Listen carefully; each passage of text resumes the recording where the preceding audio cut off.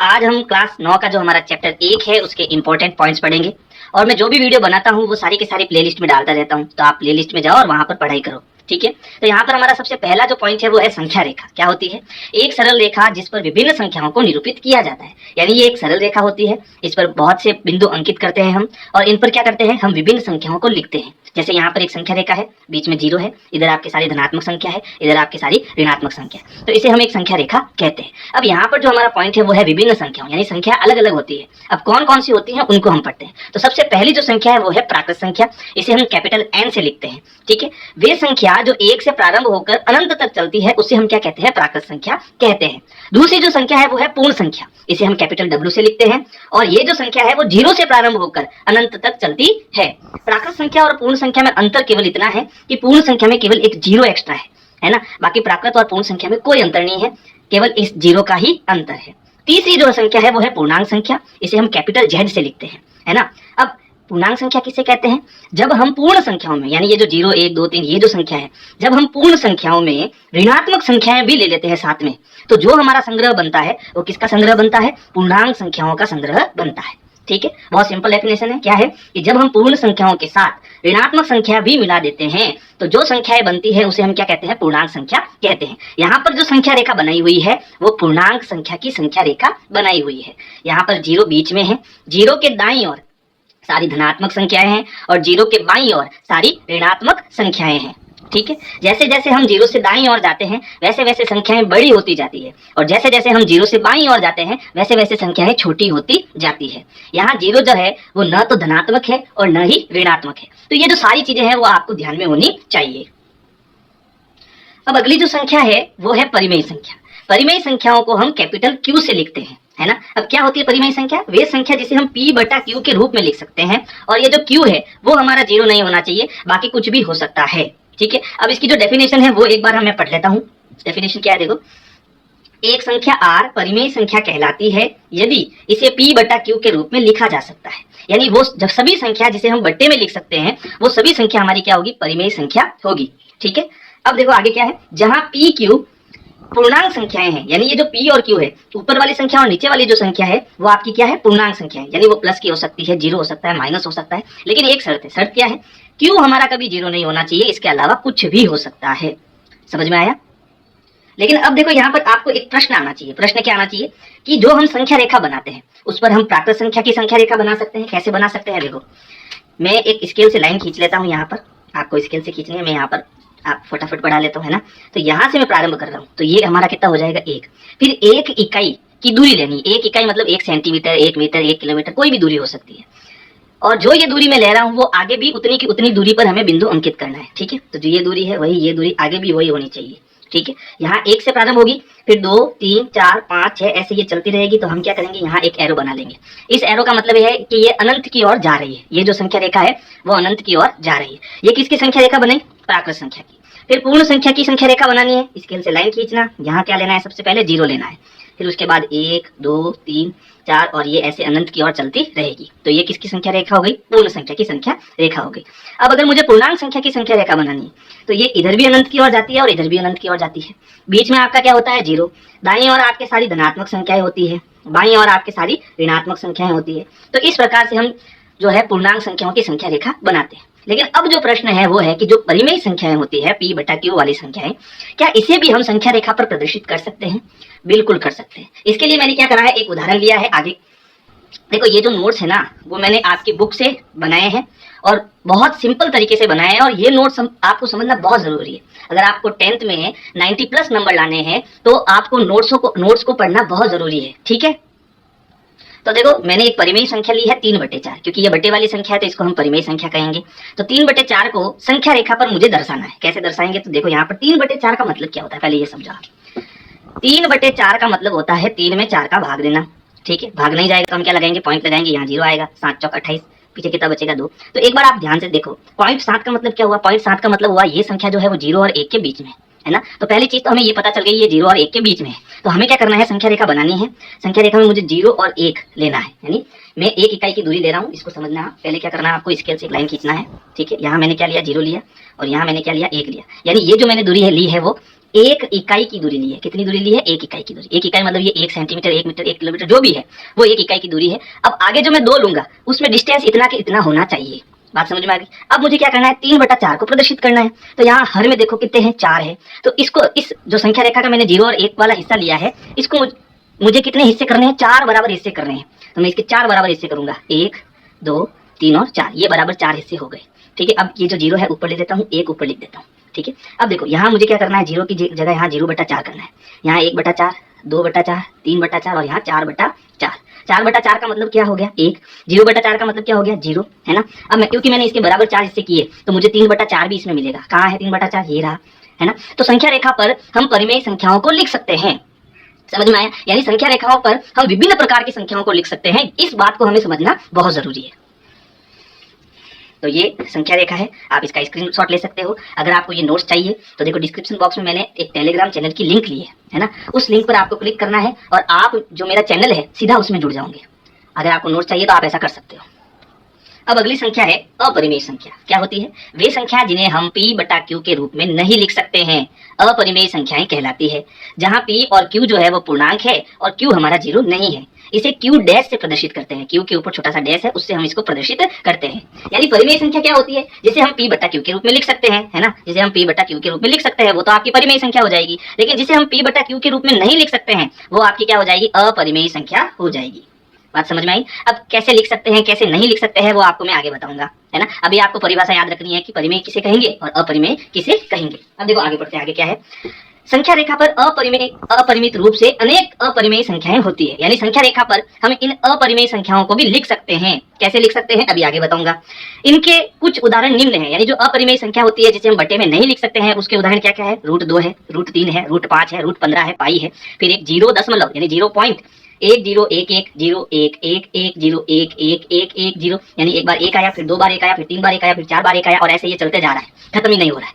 ठीक है, तो ऐसे जो उदाहरण होते हैं वो किसके उदाहरण हैं? अपरिमेय संख्याओं के उदाहरण है। ये सारी चीजें आपको बहुत अच्छी तरीके से आगे क्लियर हो जाएगी। अभी आपको केवल क्या करना है? परिभाषा और इसके उदाहरण याद रखने हैं। ठीक है, अगला पॉइंट है वास्तविक संख्या। तो देखो, परिमेय संख्या तथा अपरिमेय संख्याओं के संग्रह को वास्तविक संख्या कहते हैं और इसे हम कैपिटल R से प्रकट करते हैं, प्रदर्शित करते हैं। बात समझ में आई? अब इसको समझो, बहुत जरूरी पॉइंट है ये। यानी कुल मिला के हमें ये ध्यान होना चाहिए, जितनी भी संख्याएं हमने पढ़ी है वो सभी क्या है? वास्तविक संख्याएं हैं। वो सभी कौन सी संख्या है? वास्तविक संख्या। वास्तविक संख्या किसे कहते हैं? वे संख्याएं जिनमें परिमेय संख्या भी मिल जाए आपको और अपरिमेय संख्या भी मिल जाए, तो संख्याओं के ऐसा जो संग्रह होगा उसे हम क्या कहेंगे? वास्तविक संख्या कहेंगे। अब देखो, परिमेय संख्या में एक पॉइंट हमने छोड़ दिया और वो पॉइंट क्या है वो भी समझ लेते हैं कि जो परिमेय संख्या है उसके अंतर्गत कौन कौन सी संख्याएं आती है। तो उसके अंतर्गत जो है प्राकृत संख्या आती है, ये किसमें आती है? परिमेय संख्या में आती है। पूर्ण संख्या किसमें आती है? तो पूर्ण संख्या भी जो है परिमेय संख्या के अंतर्गत आती है।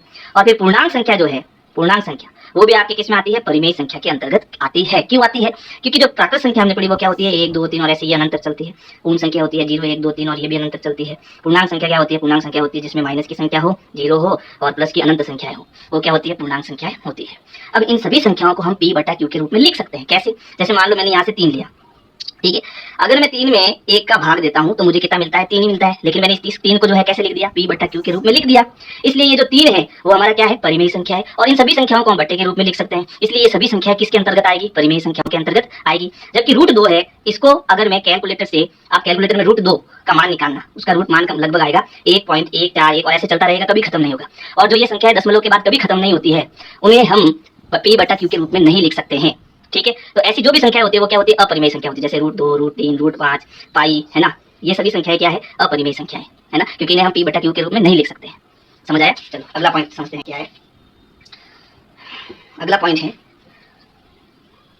वास्तविक संख्या या तो परिमेय या अपरिमेय संख्या हो सकती है। यानी हमने अभी तक पढ़ लिया कि वास्तविक जो संख्या होती है उसमें परिमेय और अपरिमेय दोनों प्रकार की संख्याएं आती है। अतः हम यह कह सकते हैं कि प्रत्येक वास्तविक संख्या को संख्या रेखा के एक अद्वितीय बिंदु से निरूपित किया जाता है। यानी जो भी वास्तविक संख्या आपको मिलेगी उसे हम अद्वितीय रूप से संख्या रेखा पर निरूपित कर सकते हैं। संख्या रेखा में हमने सभी प्रकार की संख्याओं को निरूपित करना समझा था, है ना, केवल अपरिमेय को छोड़कर। तो अपरिमेय को हम कैसे प्रदर्शित करेंगे वो हम आगे पढ़ेंगे। ठीक है, साथ ही संख्या रेखा का प्रत्येक बिंदु, यानी संख्या रेखा पर जितने भी बिंदु होते हैं वो सभी एक अद्वितीय वास्तविक संख्या को निरूपित करते हैं। यानी वो सारे बिंदु जो है वो क्या होते हैं? वास्तविक संख्या होती है। ठीक है, यही कारण है कि संख्या रेखा को वास्तविक संख्या रेखा भी कहते हैं, है ना। यानी एक प्रकार से जो संख्या रेखा है उसको हम वास्तविक संख्या रेखा भी कह सकते हैं। बात समझ में आ गई? अब देखो अगला पॉइंट है संख्या रेखा पर √2 का स्थान। यानी जो अपरिमेय संख्या है √2, उसको हमें संख्या रेखा पर बताना है कि उसका बिंदु हमें कहाँ मिलेगा। तो इसके लिए हमें क्या है कि पाइथागोरस जो प्रमेय है उसको थोड़ा हमें समझना होगा। क्लास 7th में आपने समझा है कि जो पाइथागोरस प्रमेय यानी बोधायन प्रमेय जो होता है उसका सूत्र होता है कर्ण स्क्वायर बराबर आधार स्क्वायर प्लस लंब स्क्वायर। इस सूत्र के प्रयोग से मैं √2 निकाल सकता हूँ, यानी √2 मुझे मिल सकता है। कैसे मिल सकता है? देखो, हमने जो है 90 डिग्री वाला त्रिभुज यानी समकोण जो त्रिभुज है उसके बारे में पढ़ रखा है ना। ये 90 डिग्री यहाँ पर है, तो ये जो नीचे वाली भुजा है इसको हम क्या कहते हैं? आधार कहते हैं। यहाँ अगर थीटा है तो इस थीटा के सामने वाली भुजा को हम लंब कहते हैं, और जो 90 डिग्री के सामने वाली भुजा है इसको हम क्या कहते हैं? कर्ण कहते हैं। ठीक है, अब अगर मेरा सूत्र क्या है? सूत्र है कर्ण की घात 2 बराबर आधार की घात 2 प्लस लंब की घात 2, ये सूत्र है। अब मान लो आधार मेरे पास 1 है और लंब मेरे पास 1 है, तो मुझे कर्ण कितना मिलेगा? तो इसके लिए हम इस सूत्र का प्रयोग करके कर्ण का मान निकाल सकते हैं। कैसे? कि कर्ण की जो घात 2 है, यहाँ मैं a की घात 2 कर लेता हूँ, कर्ण की घात 2, आधार की घात 2, आधार कितना लिया मैंने? 1 इकाई लिया, प्लस लंब कितना लिया? 1 इकाई लिया। अब अगर मैं 1 का स्क्वायर करूंगा तो 1 मिलेगा, फिर 1 का स्क्वायर करूंगा तो भी 1 मिलेगा। यहाँ पर कर्ण स्क्वायर चल रहा है, ठीक है, दोनों को जोड़ेंगे तो 1 और 1 कितना हो जाएगा? 2। अब ये जो वर्ग है वो जब इधर जाएगा तो वर्ग बराबर के इधर जाके क्या हो जाता है? वर्ग मूल हो जाता है ना। तो जब ये वर्ग उधर जाएगा तो ये वर्ग मूल का निशान आ जाएगा और इसके अंदर क्या मिल जाएगा? 2 मिल जाएगा। तो मुझे यहाँ कर्ण जो है वो √2 मिल जाएगा, यानी इसकी जो वैल्यू है वो कितनी आ जाएगी? √2 आ जाएगी कर्ण की। ठीक है, तो इसी का प्रयोग करके हमें संख्या रेखा पर √2 का स्थान बताना है, वो कैसे मिलेगा?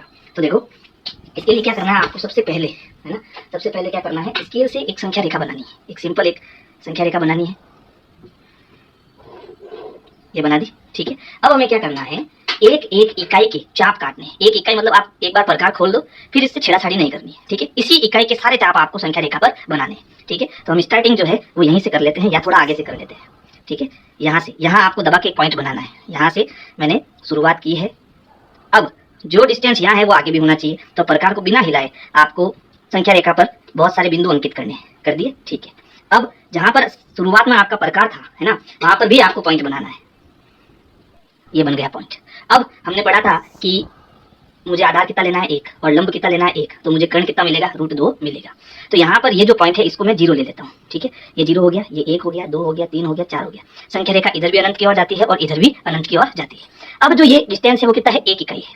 अब मुझे क्या करना है? इस बिंदु 1 से 90 डिग्री का कोण बनाना है, क्योंकि ये कहाँ संभव है? समकोण त्रिभुज में संभव है, तो यहाँ से मुझे एक 90 डिग्री का कोण बनाना पड़ेगा। तो इसके लिए आपको क्या करना है? पॉइंट 1 पर चंदा रखकर 90 डिग्री के कोण की रचना करनी है, ठीक है। यहाँ पर पॉइंट पर जो है 1 पर हमें बीच वाला पॉइंट रखना है, फिर ये लाइन इधर जा रही है, तो इधर से हमारा जो 0 है वहां से हमें 90 डिग्री पर जाना है। ये आ गया 90 डिग्री पर, यहाँ पर छोटा सा पॉइंट बनाना है। फिर इस पॉइंट के अकॉर्डिंग हमें एक सीधी स्ट्रेट लाइन खींचनी है, तो ये हमारा कितने डिग्री का कोण हो जाएगा? 90 डिग्री का कोण हो जाएगा, ठीक है। छोटा ही बनाना है, ठीक है। अब देखो, आधार हमारा कितना है? 1 इकाई है, तो लंब भी कितना होना चाहिए? 1 इकाई का होना चाहिए। और प्रकार मैंने अभी तक नहीं हिलाया है, ये जो डिस्टेंस है वो कितनी है? 1 इकाई की है। तो अब क्या करेंगे? प्रकार की नोक को पॉइंट 1 पर रखकर एक चाप काटना है, ठीक है। तो ये जो डिस्टेंस, ये जो दूरी मुझे मिली वो कितनी है? 1 इकाई है, और ये भी 1 इकाई है। अब जब इन दोनों पॉइंट को मैं मिलाऊंगा, ठीक है, तो मुझे क्या मिल जाएगा? कर्ण मिल जाएगा। तो इसको मैं मिला देता हूँ।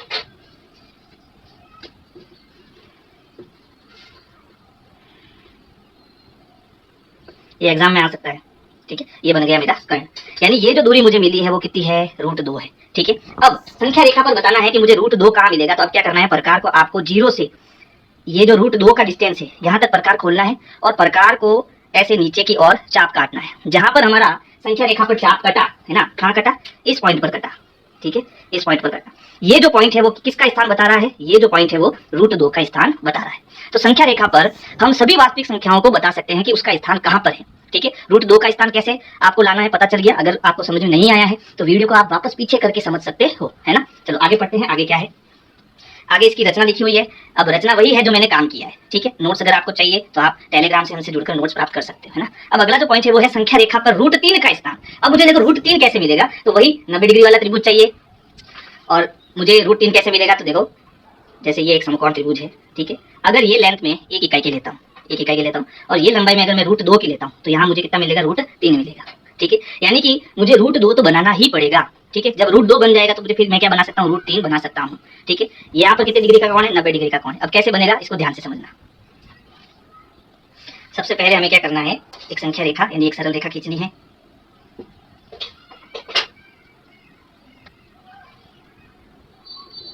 खींच दिया है संख्या रेखा। अब हमें कहीं भी एक पॉइंट लेना है, जैसे यहाँ मैं 0 ले लेता हूँ, इधर भी अनंत की ओर जा रही है और इधर भी अनंत की ओर जा रही है, ठीक है। ये मेरा पॉइंट हो गया 0। अब 0 से हमें एक इकाई के पॉइंट बनाने हैं। यहाँ पर मैंने जितना प्रकार अभी खोल रखा है वो मेरा 1 इकाई का है ना। इसको थोड़ा छोटा कर देते हैं, ये लो। अब एक इकाई के पॉइंट बनाने हैं। ये 1 इकाई का पॉइंट हो गया, अगला वाला हो गया, ठीक है। 3-4 पॉइंट बना लो, खूब है।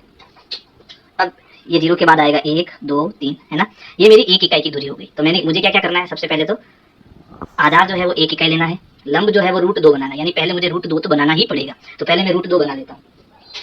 तो इसके लिए क्या करना, 90 डिग्री का कोण बनाना है अपन को। 90 डिग्री का कोण क्योंकि सीधा होता है तो मैं सीधी लाइन खींच लेता हूँ, वो 90 डिग्री का कोण ही होगा, ठीक है। तो यहाँ से मैंने एक 90 डिग्री की लाइन खींच दी है। अब इस पर हमें क्या करना है, इस पर हमें 1 इकाई का चाप काटना है। तो यहाँ पर 1 पर प्रकार की नोक रखकर ये 1 इकाई का चाप काटेंगे, और जब इन दोनों पॉइंट को हम मिलाएंगे तो हमें कर्ण मिलेगा।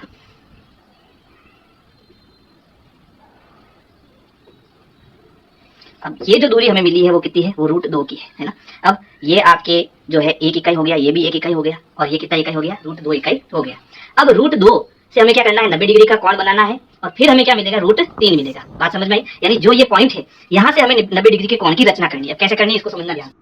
यहाँ इस पॉइंट पर आपको सीधा चंदा रखना है ना, √2 वाली लाइन पर, क्योंकि √2 और 1 से हमें क्या मिलेगा, √3 मिलेगा, है ना। तो यहाँ 90 डिग्री का कोण किस पर बन रहा है, √2 पर बन रहा है। समझ आई बात। चलो, तो यहाँ हमें क्या करना है, चंदे को इस कर्ण पर इस पॉइंट से सीधा रखना है। अब देखो ये लाइन किधर जा रही है, इस साइड में जा रही है। तो यहाँ से 90 डिग्री, यहाँ से 90 डिग्री कहाँ है, देखो सीध में एकदम, ये 90 डिग्री, ये 90 डिग्री का पॉइंट हो गया। इस पॉइंट और इस पॉइंट पर हम स्केल रख कर 90 डिग्री का कोण बनाएंगे। छोटा ही बनाना है, ज़्यादा बड़ा नहीं रखना है, ठीक है। अब √2 और 1 इन दोनों से हमें क्या मिलेगा, √3 मिलेगा, है ना। तो हमारे पास 1 इकाई का चाप पहले से खुला हुआ है यहाँ पर। तो हमें क्या करना है, प्रकार की नोक को इस पॉइंट पर रखना है और फिर चाप काटना है। ये 1 इकाई का चाप हो गया, है ना। ये 1 इकाई का चाप हो गया, ये वाला, ठीक है। तो ये √2 और ये ये 1, इन दोनों पॉइंट को मिलाएंगे तो हमें क्या मिल जाएगा, √3 मिल जाएगा। चलो इन दोनों पॉइंट को मिला देते हैं।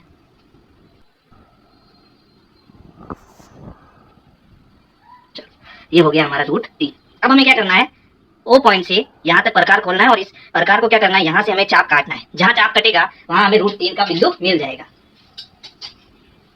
हमें क्या करना है, यहाँ से इस पॉइंट तक प्रकार को खोलना है और फिर चाप काटना है।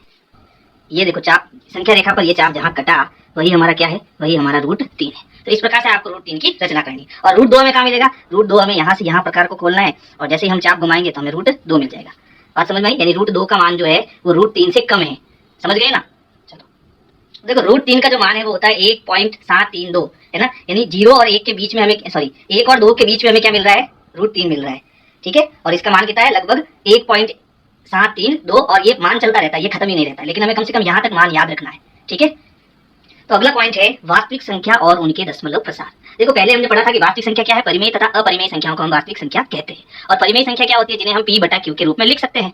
अपरिमेय संख्या क्या होती है, जिन्हें हम p/q के रूप में नहीं लिख सकते। तो ये जो आपके डेफिनेशन है, अब आपको समझ में आएगी कि ये कॉन्सेप्ट है क्या, है ना। तो इसके लिए हमें क्या करना है, उनके दशमलव प्रसार को ठीक से समझना है। चलो तो हम नोट शुरू करते हैं पढ़ना। परिमेय और अपरिमेय संख्याओं को ठीक से समझने के लिए हमें वास्तविक संख्याओं के दशमलव प्रसार को समझना होगा। दशमलव प्रसार 3 प्रकार का होता है। दशमलव प्रसार का मतलब होता है कि जब हम परिमेय संख्याओं में उनका मान जो है पॉइंट में निकालते हैं, दशमलव में निकालते हैं। जैसे अभी हमने देखा था 3/4, तो हमने क्या करा था, अंश में हर का भाग दिया था, तो भाग नहीं जा रहा था तो 0 लगाया, और फिर क्या लगाया, पॉइंट। यही हमारा दशमलव है। 7 चौक 28, है ना, पीछे बचा 2 पॉइंट लगा हुआ है 0, 4 चौक 16 और 5 चौक 20, ठीक है। तो इसका जो दशमलव प्रसार है वो क्या है, 0.75। समझ आया। इसी को हम दशमलव प्रसार बोलते हैं। तो जो ये दशमलव प्रसार होता है वो 3 प्रकार का होता है, यानी भाग देने पर हमें 3 प्रकार की चीजों का सामना करना पड़ता है। सबसे पहला है शांत दशमलव। अब ये शांत दशमलव क्या होता है, तो देखो अगर मैं 7/8 इसका दशमलव प्रसार करता हूँ तो इस 7 में 8 का भाग देने पर भाग कितनी बार जाएगा, 0.875 बार भाग जाएगा। भाग मैंने दिया है इसमें, इनका स्क्रीनशॉट आप ले सकते हो। देखो बहुत ही महत्वपूर्ण नोट्स मैंने बनाए हैं, और एक एक चीज को बहुत गंभीरता से समझाने की कोशिश करिए। तो इसलिए आप ये नोट्स जरूर पढ़ना, हो सके तो ये नोट्स अपनी कॉपी में लिख देना। बहुत इंपॉर्टेंट नोट्स है, आगे आपको बहुत काम आएंगे, है ना। तो जब मैं 7 में 8 का भाग देता हूँ तो भाग कितनी बार जाता है, 0.875 बार जाता है। फिर शेषफल कितना आता है, 0 आ जाता है, यानी ये दशमलव यही खत्म हो जाता है। इसलिए हम इसको क्या बोलते हैं, शांत दशमलव प्रसार बोलते हैं। फिर दूसरा जो दशमलव प्रसार है वो है अनवसानी आवर्ती, और तीसरा है अनवसानी अनावर्ती। अब ये क्या है, ये जो दोनों है वो अशांत है। अशांत मतलब शेषफल कभी भी 0 नहीं आएगा इसमें, ठीक है। लेकिन इन दोनों में अंतर क्या है इसको समझो। एक तो है अनवसानी आवर्ती, यानी कि भाग देने पर वही अंक बार बार आता है। जैसे इसको समझो, अगर मैं 10/3, यानी कि 10/3 का मतलब क्या है, 10 में अगर मैं 3 का भाग देता हूँ तो 3 3 9, पीछे बचा 1। अब भाग नहीं जा रहा है तो हम लगाएंगे पॉइंट, आएगा 0, 3 3 9, ठीक है, बचा 1। अब पहले से पॉइंट लगा हुआ है तो हम 0 लगा सकते हैं, फिर भाग देंगे तो 3 3 9, फिर बचेगा 1। अब पहले से दशमलव है तो हम 0 लगा सकते हैं। इस प्रकार से ये भाग जाता रहेगा और हमें 3.333 ऐसे मिलता रहेगा। तो हम इसको ऐसे लिख सकते हैं, 3.33 के बाद में डॉट डॉट डॉट, यानी बार बार मुझे 3 3 ही मिल रहा है, ठीक है। तो इसमें क्या हो रहा है, ये अशांत है। अशांत मतलब दशमलव प्रसार जो है वो खत्म ही नहीं हो रहा है, ठीक है। लेकिन हमें एक ही चीज की बार बार पुनरावृत्ति मिल रही है, इसी को हम क्या कहते हैं, आवर्ती। बात समझ में आ गई। एक ही चीज की बार बार क्या हो रही है, आवर्ती हो रही है। तो एक जो दशमलव प्रसार है वो है अनवसानी आवर्ती दशमलव प्रसार, अनवसानी आवर्ती दशमलव प्रसार, और दूसरा है अनवसानी अनावर्ती। अनावर्ती यानी आवर्ती बार बार नहीं होती है लेकिन वो खत्म भी नहीं होता है, जैसे √2 है ना। √2 का मान क्या होता है, √2 का मान होता है 1.141 और ऐसे ये चलता रहता है, कभी खत्म नहीं होता है। और दूसरी चीज क्या है, किसी भी अंक की बार बार पुनरावृत्ति नहीं होती है। बात समझ में आई। जैसे एक उदाहरण मैं और लेता हूँ, जैसे 0.101101110111 यानी हर बार में एक ज्यादा ले रहा हूँ है ना, और ये ऐसे चलता जा रहा है, खत्म ही नहीं हो रहा है। तो ये जो दशमलव प्रसार है इसी को हम क्या कहते हैं, अनवसानी अनावर्ती। अनावर्ती यानी इनकी बार बार आवर्ती नहीं हो रही है, किसी भी चीज की बार बार आवर्ती नहीं हो रही है। बात समझ में आई। तो ये दशमलव प्रसार होता है ना। अब क्योंकि ये शांत हो गया, अब ये था तो 7/8 ही है ना, यानी ये पहले से परिमेय संख्या थी, और इसका जब मैंने दशमलव प्रसार किया, ठीक है, तो मुझे शेषफल क्या मिला, 0 मिला। यानी इस प्रकार के दशमलव प्रसार को हम P/Q के रूप में लिख सकते हैं। कैसे लिख सकते हैं अब ये भी समझो। जैसे मुझे अगर 0 पॉइंट, यही उदाहरण में ले रहा हूँ, या फिर मैं अगर उदाहरण लेता हूँ 0.42, जैसे कोई ये दशमलव प्रसार है, मुझे इसको बट्टे में लिखना है। क्या करूंगा, पॉइंट हटाऊंगा, ये हो जाएगा 042, पॉइंट हटाने के बाद 2 अंक 1 और 2, तो नीचे 100 आ जाएगा है ना। 2 अंक है तो 100 आएगा, 3 अंक है तो 1000 आएगा। तो मैं किस में लिख दिया, P/Q के रूप में लिख दिया, इसलिए ये मेरी क्या है, परिमेय संख्या है। इसी उदाहरण को देख लो 0.875, तो जैसे ही पॉइंट हटाऊंगा तो 875 बटा कितना हो जाएगा, 1000। जब इसको हम सरल करेंगे तो मुझे लास्ट उत्तर क्या मिलेगा, 7/8 मिलेगा। मैंने इसको किस में लिख दिया, P/Q के रूप में लिख दिया, इसलिए ये परिमेय संख्या है। अब यहाँ ये जो 3.33 है, इनको वापस हम कैसे 10/3 बनाएंगे, यानी P/Q के रूप में लिखेंगे, वो हम आगे समझेंगे, और वही सबसे ज्यादा इंपॉर्टेंट बात है ना, वो मैं आगे समझाऊंगा। अभी हम जो इसके इंपॉर्टेंट पॉइंट है वो पढ़ लेते हैं। क्या क्या नोट है जो हमें याद रखना है, वो है, एक परिमेय संख्या का दशमलव प्रसार या तो शांत होता है या अनवसानी आवर्ती होता है। यानी जो परिमेय संख्या होती है उनका जो दशमलव प्रसार है या तो क्या होगा, शांत होगा, या अनवसानी आवर्ती होगा। यानी ये जो दोनों दशमलव प्रसार है, ऊपर वाला और ये नीचे वाला, ये दोनों दशमलव प्रसार आपको परिमेय संख्या बताएगा, और ये जो नीचे वाला दशमलव प्रसार है वो आपको अपरिमेय संख्या को बताएगा। ठीक है, इनको हम P/Q के रूप में नहीं लिख सकते हैं। अगला पॉइंट है, एक अपरिमेय संख्या का दशमलव प्रसार, यानी इसका जो दशमलव प्रसार होता है वो अनवसानी अनावर्ती होता है, क्योंकि इन्हें हम P/Q के रूप में नहीं लिख सकते हैं। यहाँ तक समझ में आया। अब हम इनका दशमलव प्रसार समझेंगे कि इनको हम कैसे P/Q के रूप में लिख सकते हैं। जैसे अगला पॉइंट है, अनवसानी आवर्ती प्रसार का P/Q में बदलना, यानी कैसे, क्या क्या स्टेप है बदलने के लिए, वो आपको समझना है। सबसे पहले है 3.1426778। यहाँ पर देखो ये दशमलव प्रसार खत्म हो गया, तो खत्म हो गया, और इसको मुझे P/Q के रूप में बदलना है। तो क्या करूंगा, पॉइंट के बाद कितने अंक है, 1 2 3 4 5 6, तो हम क्या करेंगे, पॉइंट हटाकर 6 जीरो नीचे लिख देंगे और यहाँ 1 लिख देंगे, तो ये P/Q के रूप में बदल जाएगा। समझ आया। इसी प्रकार अब ये जो उदाहरण है 0.333 डॉट डॉट डॉट, तो इसको हम कैसे जो है P/Q के रूप में बदलेंगे, तो उसके स्टेप को आपको समझना है। उदाहरण क्या है, देखो ध्यान से समझना, 0.333 और ये बार बार आ रहा है। ठीक है, इसे हम ऐसे भी लिख सकते हैं 0.3 के ऊपर बार, बार मतलब ये 3 बार बार आ रहा है। समझ गए। तो हमें ऐसे प्रश्न आने पर इनको कैसे P/Q के रूप में बदलना है। सबसे पहला स्टेप है, स्टेप 1, कि ये जो हमने लिया है इसको हमें x मानना है। तो यहाँ लिखेंगे माना x बराबर 0.333 और ये बार बार आ रहा है। ठीक है, इसको क्या करना, सबसे पहले हमें x मानना है और इसे नाम देना है समीकरण नंबर 1। अब हम क्या करेंगे, समीकरण 1 को ये पॉइंट आगे लाएंगे। आगे लाने के लिए हमें क्या करना पड़ेगा, दोनों तरफ 10 का गुणा करेंगे। तो समीकरण 1 के दोनों पक्षों में 10 का गुणा करने पर हम 10 का गुणा करेंगे। तो हमें क्या करना है, बराबर के इस साइड में x इंटू 10 करना है, और इसमें भी 10 इंटू 0.333 डॉट डॉट 10 का गुणा करना है। तो जब इसका 10 से गुणा करेंगे तो ये हो जाएगा 10x, और जब इसका हम 10 से गुणा करेंगे तो ये पॉइंट क्या करेगा, यहाँ आगे आ जाएंगे। अगर 10 का गुणा करते हो तो 1 कदम आगे आ जाएगा, 100 का गुणा करते हो तो 2 कदम आगे आ जाएगा, 1000 का गुणा करते हो तो 3 कदम आगे आ जाएगा। बात चल गई, समझ में आ गई। चलो, तो ये पॉइंट यहाँ आ जाएगा, तो ये क्या बन जाएगा, 3.333 और ऐसे चलता रहेगा। ये हो जाएगी हमारी समीकरण नंबर 2। अब हमें क्या करना है, समीकरण 2 में से समीकरण 2 माइनस समीकरण 1, यानी समीकरण 2 में से समीकरण 1 को घटाना है। तो समीकरण 2 पहले है, क्या है, 10x बराबर 3.333 डॉट डॉट डॉट, है ना, ये समीकरण 2। समीकरण 1 क्या है, ये रही, x बराबर 0.33। तो यहाँ x बराबर के नीचे बराबर, पॉइंट के नीचे पॉइंट के इधर क्या है 0 और इधर क्या है 3. अब हम घटाएंगे तो देखो 10x में से 1x गया, कितना x बचा, 9x बचा, और यहाँ 3 में से 0 गया 3, और अब 3 को घटाएंगे तो ये सब क्या हो जाएंगे, 0 हो जाएंगे, यानी 3.0 हो जाएंगे, है ना। तो अब देखो हमारे पास क्या मिला, 9x बराबर 3 मिला। ठीक है, अब ये 9 किस में है, गुणे में, तो ये उधर जाएगा, तो x बराबर 3 बट्टे क्या हो जाएगा 9। अब इन दोनों में देखो 3 का पहाड़ा है ना, तो 3 एकम 3, 3 त्रिया 9, तो ये कितना मिला मुझे 1/3, यानी कि 1/3। मैंने क्या करा, इस दशमलव प्रसार को P/Q के रूप में लिख दिया, है ना, P/Q के रूप में लिख दिया। इसका मतलब ये जो अनवसानी आवर्ती दशमलव प्रसार होते हैं इनको हम P/Q के रूप में लिख सकते हैं। बात समझ में आ गई। यानी ये एक ऐसी संख्या है, ये परिमेय संख्या है।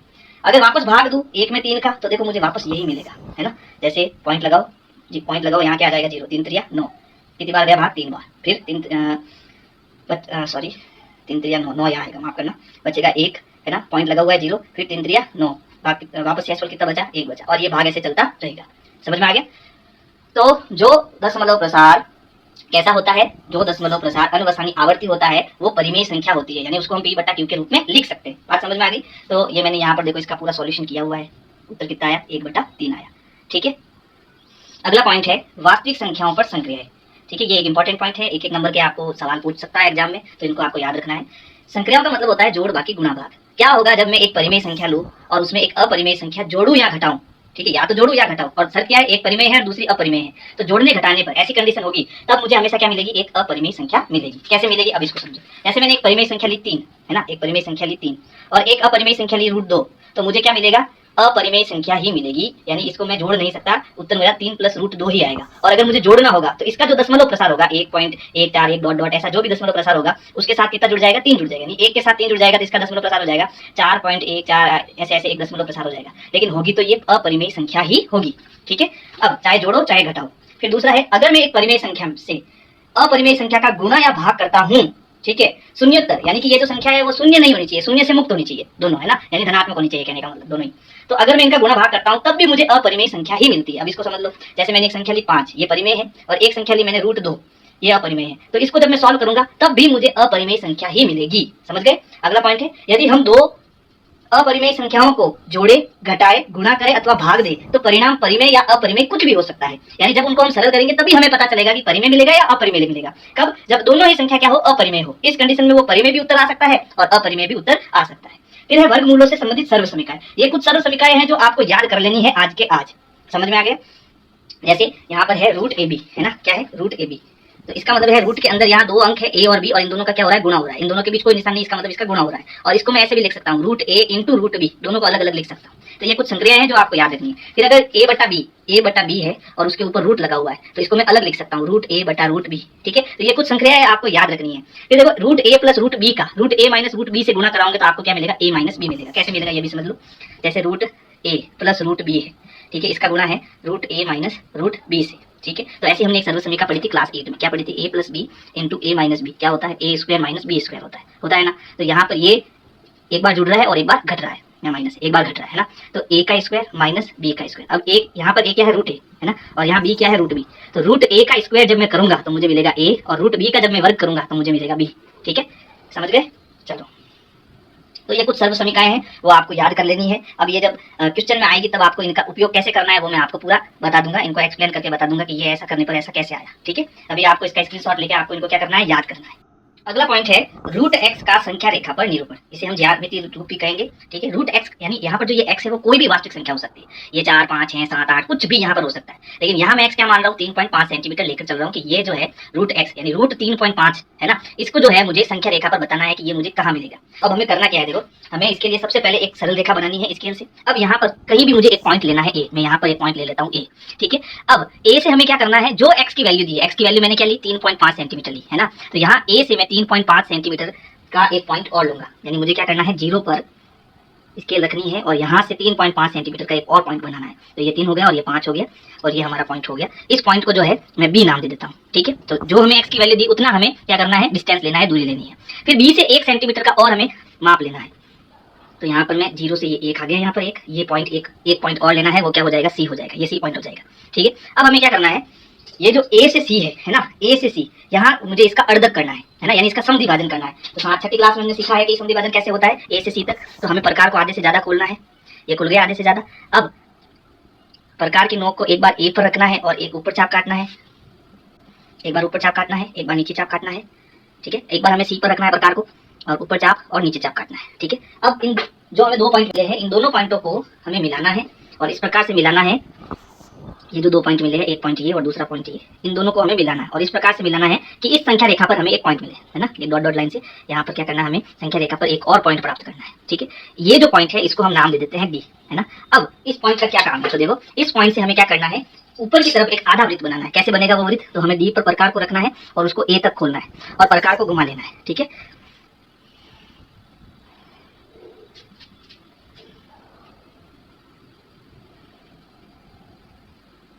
ठीक है, इस प्रकार हमें इसको क्या करना है, घुमा लेना है। अब हमें क्या करना है, पॉइंट बी से 90 डिग्री का कोण बनाना है। ये देखो यहाँ पे 90 डिग्री का कोण है ना, तो पॉइंट बी से हम क्या करेंगे, 90 डिग्री का कोण बनाएंगे। अब हमें पता है कि 90 डिग्री का कोण सीधा होता है, तो मैं सीधी लाइन ही खींच लेता हूँ स्केल से। ठीक है, ये देखो यहाँ पर एकदम सीधा कोण क्या होता है, 90 डिग्री का होता है। तो मैं यहाँ से स्केल से सीधी लाइन ही खींच लेता हूँ। वो हमारा क्या हो जाएगा, 90 डिग्री का कोण ही हो जाएगा। चलो ये हो गया हमारा 90 डिग्री का कोण। अब देखो ये जो मैंने कोण बनाया है वो इस पूरे बड़े चाप को यहाँ पर कट कर रहा है, यानी यहाँ पर मुझे एक पॉइंट मिल रहा है, इसको हमें क्या करना है, इस डी पॉइंट से मिला देना है। ठीक है, इस डी पॉइंट से मिला देना है। अब यहाँ से यहाँ जब मैं प्रकार को खोलूंगा, है ना, ये प्रकार को यहाँ से यहाँ पर जब मैं खोलूंगा तो ये चाप कहाँ कट रहा है, सी पर ही कट रहा है ना। तो ये जो वैल्यू है ना कोण बी की यहाँ से यहाँ तक की, वो हमारी कितनी है, रूट एक्स है। तो इस प्रकार से हम ये रूट एक्स जो है हम इसको प्राप्त कर सकते हैं। ठीक है, और ये हमारी क्या हो जाएगी, संख्या रेखा हो जाएगी। बात समझ में आई। तो अब जो है ये हमारा एक ज्यामितीय निरूपण है। ठीक है, और ये रूट एक्स कैसे होगा, तो इसका एक्सप्लेनेशन यहाँ पर किया हुआ है। तो यहाँ पर मैंने क्या करा, देखो ए बी क्या लिया, एक्स, ए बी यानी 3.5 लिया था ना, तो ए बी मैंने क्या लिया, एक्स लिया। ठीक है, फिर बी से मैंने 1 सेंटीमीटर का और यहाँ पर एक क्या करा, पॉइंट लिया था, है ना। तो ये मेरा क्या हो गया, 1 हो गया। यानी ए सी कितना है, ए से सी तक कितना हो गया, एक्स प्लस 1 हो गया। यानी ये जो पूरी दूरी है वो कितनी हो गई, एक्स प्लस 1 हो गई, है ना। फिर मैंने क्या किया, ए सी का मध्य बिंदु डी प्राप्त किया, यानी ए और सी का मैंने इसका अर्धक किया, समद्वि भाजन किया, तो मुझे इसका इन दोनों का मध्य बिंदु जो है वो क्या मिला, डी मिला, है ना। तो अब क्या हुआ, ऐसा करने पर जो डीसी है, कहाँ है डीसी, ये डी और ये सी है ना, ये ऊपर वाला पॉइंट ई लिया मैंने, है ना। तो ये जो डीसी है वो कितनी हो गई, वो हो गई x प्लस 1/2। कैसे हो गई कि भाई ये पूरी कितनी है, ये पूरी x प्लस 1, ये पूरी जो है x प्लस 1 है ना। तो ये आधी है और ये भी आधी है, यानी ये x प्लस 1/2 आधी कर लो इसको, है ना, तो वो आधी हो गई। फिर डी, ये जो डी है वो इस वृत्त की क्या है, त्रिज्या है, क्योंकि ये मध्य बिंदु हो गया, तो ये इसकी क्या हो गई, त्रिज्या, यानी ये भी क्या हो जाएगी, x प्लस 1/2 हो जाएगी। इसका मतलब दोनों ही क्या है, त्रिज्या। देखो ये केंद्र बिंदु से ये परिधि तक बिंदु, ये केंद्र बिंदु से परिधि बिंदु, यानी ये दोनों ही क्या है, त्रिज्या है। अगर ये x प्लस 1/2 है तो ये भी क्या होगी, x प्लस 1/2 होगी। समझ में आ गए। अब देखो यहाँ है डी बी, अब डी बी मैं कैसे निकाल सकता हूँ, डी से बी, ये डिस्टेंस कैसे निकाल सकता हूँ, बीच वाला। ठीक है, तो वो मैं निकाल सकता हूँ डीसी माइनस बीसी से, यानी ये पूरी डिस्टेंस कितनी है, डीसी, और जैसे ही मैं इसमें से बीसी अलग करूंगा तो मुझे क्या मिल जाएगा, डीबी मिल जाएगा। इस पूरी में से मैं इसको निकालूंगा तो मुझे ये मिल जाएगा। बात समझ में आई। तो डीसी माइनस क्या हो जाएगा, बीसी हो जाएगा। अब डीसी की वैल्यू तो हमारे पास है कितनी है, x प्लस 1/2, है ना। फिर माइनस बीसी कितना है, 1। अब यहाँ पर हम इसका एलसीएम लेकर इसको सरल करेंगे। तो देखो कैसे करना है, सरल करते हैं, x प्लस 1/2 माइनस 1, यहाँ बटा 1 कर लेता हूँ। एलसीएम कैसे लेना, इन दोनों का गुणा करके नीचे लिखना, तो 2 एकम 2। अब क्रॉस गुणा करना, 1 का इस पूरे से गुणा करेंगे तो मुझे x प्लस 1 ही मिलेगा, फिर माइनस 2 का 1 से गुणा करेंगे तो 2 आएगा। अब देखो ये प्लस का 1 है और ये माइनस का 2 है, घटाएंगे तो उत्तर कितना आएगा, माइनस का 1, क्योंकि माइनस का क्या है, बड़ा है। तो ये हो जाएगा x माइनस 1/2। तो ये वैल्यू हमें किसकी मिल जाएगी, डीबी की मिल जाएगी, है ना। तो डीबी की वैल्यू जो है वो कितनी आ जाएगी, x माइनस 1/2 आ जाएगी। अब देखो अब हो क्या रहा है, अब अपना असली खेल चालू हो रहा है कि जो मैंने त्रिभुज बी डी ई लिया, ये बी डी और ये ई, ये जो मैंने त्रिभुज लिया बी डी और ये ई, इसमें जो बी डी है वो हमारे पास कितनी है, अभी हमने निकाला है ना, x माइनस 1/2, है ना, ये हमने निकाला है, ये कितनी है, x माइनस 1/2। और ये जो डी ई है, त्रिज्या है, वो मैंने कितनी ली थी, वो मैंने ली x प्लस 1/2। ठीक है, अब ये हमारा क्या हो गया, ये हमारा हो गया लंब, और लंब हमें निकालना है तो कैसे निकालेंगे, सूत्र क्या होता है, लंब स्क्वायर बराबर कर्ण स्क्वायर माइनस आधार स्क्वायर। ये सारे सूत्र जो है हमने छोटी कक्षा में पढ़ रखे, है ना। चलो तो मुझे लंब स्क्वायर निकालना है, तो कर्ण स्क्वायर कितना है हमारे पास, ये देखो ये कर्ण हो गया, और कर्ण हमारा कितना हो गया, x प्लस 1/2 स्क्वायर माइनस आधार कितना हो गया, x माइनस 1/2 का स्क्वायर। ठीक है, ये मैं क्या बता रहा हूँ आपको पता है, ये रूट x मुझे निकालना है, हाँ ये वास्तव में रूट x ही है, उसको मैं समझा रहा हूँ। इसको केवल एक बार आपको समझ लेना है ना, ज्यादा समझने की कोशिश नहीं करनी अगर, क्योंकि ये एग्जाम में नहीं पूछा जाता है। ठीक है, और अगर आ भी जाता है तो आपको सिर्फ ये ज्यामितीय निरूपण पूछेंगे, है ना, ये एक्सप्लेनेशन नहीं पूछेंगे। चलो अब हमें क्या करना है, इनका वर्ग करना है। देखो ये प्रॉपर्टी होती है a/b का, जब मैं वर्ग करता हूँ तो a का भी वर्ग होता है और b का भी वर्ग होता है ना। तो जब x प्लस 1, इसमें ऊपर क्या हो जाएगा, x प्लस 1 का वर्ग और 2 का वर्ग, 2 का वर्ग क्या हो जाएगा 4, माइनस ये हो जाएगा x माइनस 1 का वर्ग और 2 का वर्ग क्या हो जाएगा 4।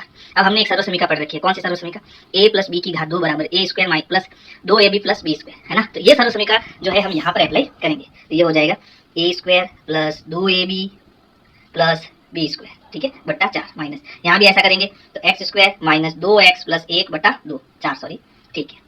अब क्या करेंगे, इसको सरल करेंगे तो x square plus 2x plus 1/4, यहाँ माइनस है, तो जब इस माइनस यहाँ से हम ब्रैकेट हटाएंगे तो इनके सारे चिन्ह क्या हो जाएंगे, चेंज हो जाएंगे। ठीक है, माइनस ये हो गया माइनस का x स्क्वायर, फिर minus into minus plus 2x minus into plus minus 1/4। अब इनका एलसीएम कितना आ रहा है, 4 आ रहा है, तो एलसीएम आ जाएगा 4। अब देखो यहाँ पर क्या हो रहा है, ये क्योंकि एलसीएम 4 दोनों में 4 ही है तो इसको है जैसे कि जैसे लिख दो, x square plus 2x plus 1 minus x square plus 2x minus 1। तो देखो अब ये माइनस का और ये प्लस का ये कट गया, और ये 1 प्लस का और ये माइनस का ये भी कट गया मतलब 0 हो गया, भाई घटाने पर 0 हो जाएगा, है ना। 2x और 2x कितना हो जाएगा 4x, तो ये हो गया 4x/4, तो 4 से 4 कट गया, हमारे पास क्या बचा, x बचा, है ना। और यहाँ पर हमारे पास क्या चल रहा था, हमारे पास चल रहा था लंब का स्क्वायर, है ना। तो लंब का स्क्वायर है तो ये जो स्क्वायर वर्ग है वो इधर भेजूंगा तो क्या हो जाएगा, वर्गमूल। तो लंब का स्क्वायर बराबर मेरा उत्तर कितना आया, x। जब ये वर्ग उधर जाएगा तो क्या हो जाएगा, वर्ग हो जाएगा। तो लंब बराबर ये वर्गमूल, वर्ग इधर जाएगा तो क्या हो जाएगा, वर्गमूल, तो ये वर्गमूल हो गया, और यहाँ क्या आ जाएगा x। तो ये मुझे क्या मिल रहा है, रूट x मिल रहा है ना। तो ये तो एक्सप्लेनेशन है कि ये कैसे रूट x होगा, वो मैंने बताया आपको, लेकिन आपको जो है ये चित्र बनाना आना चाहिए कि ये कैसे मुझे बनाना है, इसका ज्यामितीय निरूपण। ठीक है, तो फिर से कह रहा हूँ, नोट्स चाहिए तो आप क्या करो, टेलीग्राम में मेरा चैनल बना हुआ है और डिस्क्रिप्शन में मैंने उसकी लिंक दे रखी है, तो आप लिंक पर क्लिक करो और फिर सीधा जुड़ जाओ, है ना। अगर अभी तक वीडियो लाइक नहीं की है तो पहले लाइक कर दो। आप लाइक नहीं करते, लाइक में कंजूसी मत करो और अपने दोस्तों को शेयर करने में भी कंजूसी मत करो। अब देखो, अंतिम पॉइंट है वास्तविक संख्याओं के लिए घातांक नियम। तो ये जो घातांक नियम है वो हमने क्लास 8 में पढ़े हैं, और ये सारे नियम जो है मैं आपको जब हम जब प्रश्न उत्तर करेंगे और ये जो नियम अप्लाई होंगे उसमें, तब मैं इनके सारे जो है इनको एक्सप्लेन कर लूंगा। ठीक है, अभी आपको क्या करना है, इन सब चीजों को याद करना है। तो आप इसका स्क्रीनशॉट ले लो और इन सबको याद करो। फिर कल जो है मैं इसकी प्रश्नावली 1.1 का सॉल्यूशन करूंगा। ठीक है, तब आपको क्या करना है, अच्छे से उस प्रश्नावली को समझना है, और उससे पहले ये जो पूरे नोट्स की मैंने जो वीडियो बनाई है वो पूरी वीडियो आपको याद कर लेनी है, पूरी समझ लेनी है। बात समझ में आई? ठीक है, और जहां स्क्रीनशॉट आपने लिया है तो तुरंत स्क्रीनशॉट लेना है और वो सारे नोट्स आपको कॉपी में क्या करने हैं, लिख देने हैं।